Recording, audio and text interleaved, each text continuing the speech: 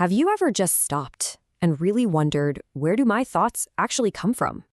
I mean, think about it. One second your mind is quiet, and the next, bam, an idea, a worry, a totally random memory just materializes out of nowhere. It's one of the most basic things about being human, but how does it actually happen? Well, it turns out that a huge piece of the puzzle is our brain's autopilot mode. See, our minds have this built-in tendency to just wander off. They drift away from whatever we're doing, and a lot of the time we don't even notice it's happening. You know the feeling, right? You sit down fully intending to focus on one thing, maybe get some work done, read a book, and before you know it, you're a million miles away. You're lost in a daydream, replaying a conversation from yesterday, or worse, you're just endlessly scrolling through your phone. And all this mind wandering, it feels completely random, almost like a bug in our system. But here's the wild part. It's not a bug at all. It's a feature. There's a very specific, very powerful system in your brain that is literally designed to run this show in the background. So let's meet the culprit behind all this mental chatter. Scientists have actually identified the exact brain network responsible for it. It's called the default mode network, or the DMN for short. You can think of it as your brain's factory settings. Whenever you aren't laser focused on a task, this is the network that lights up. It's the part of your brain that constantly churns out thoughts about you, your memories, and what might happen tomorrow. It's basically the architect of your inner world. So what exactly is the DMN doing all day? Well, for one, it's a bit of a time traveler. It jumps back to the past, making us ruminate on old events. Then it leaps into the future, running all sorts of what-if simulations that often lead to worry. It's the source of pretty much all our daydreams and that constant feeling of a wandering mind. But here's where it gets really interesting. These thoughts don't just stay thoughts. They can actually trigger powerful automatic habits, habits that can feel impossible to break. And this all happens because of something called the habit loop. Okay, so here's how this cycle works, and it's pretty simple. It all starts with a trigger, usually an uncomfortable feeling, right? Like stress or boredom. That feeling creates an urge for a behavior, like reaching for your phone. You do the behavior, and you get a reward, a quick hit of distraction or relief. And boom, your brain says, hey, that worked, and it strengthens that loop, making it even more likely to happen next time. And this loop is so effective that our actions become almost completely automatic.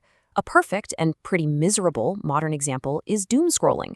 You feel that little ping of stress about the state of the world. That's the trigger. So you start scrolling through bad news, the behavior, and it gives you this tiny brief reward of feeling informed or distracted that reinforces the cycle, and suddenly an hour of your life is just gone. So what's the fuel that makes this habit engine run so powerfully? Well, it's a very famous little chemical messenger that I'm sure you've heard of. Yep, it's dopamine, but there's a huge misconception about it. We all think of it as the pleasure chemical, but its real job, it's all about motivation. It's the key chemical in our brain's reward system that basically screams, remember this, do it again. It's what drives our habits deep into our wiring. And here's the crucial part. Dopamine doesn't just kick in when you get the reward. It fires up the moment the craving hits. Just the anticipation of the reward is enough to get a dopamine rush, and that's what conditions the brain to seek out that behavior again and again, creating this endless, self-perpetuating loop of craving and action. So if our brains are basically hardwired to do this, are we just stuck on autopilot forever? Not at all. See, the solution isn't to try and stop your thoughts. That's basically impossible. The real key is to change your relationship with your thoughts. And the best tool we have for that is mindfulness. Now, mindfulness sounds complicated, but it's really not. It's just the simple practice of observing what's happening inside you, your thoughts, your feelings, your body, without immediately reacting to it, and without judging it as good or bad. You just notice.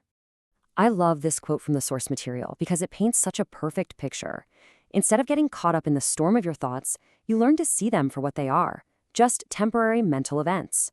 They just arise, and then they pass away, kind of like watching clouds move across the sky. So this is how mindfulness actually breaks that cycle. Over on the left, you see the old automatic loop, trigger, instant reaction, reward. But look at the right. Mindfulness inserts one critical new step, the pause. A trigger happens, but instead of instantly reacting, you first just observe it. That creates a pause. And in that moment of pause, you can make a conscious choice, which starts to weaken that old automatic loop. That pause, it is everything. It's the space between the trigger and your response. It's the moment where you go from being a passenger on autopilot to actually being the pilot of your own mind. It is where you take back the power to choose how you want to respond. And this all leads to a really simple but incredibly profound idea. You are not the storm of your thoughts and feelings. You are the sky that the storm passes through. You are the awareness, the one who's simply observing it all. Look, your brain's autopilot is always going to be running in the background. That's just how it's built. The real question is, are you going to let it fly the plane? Or are you going to step into the cockpit, become the observer, and choose your own destination?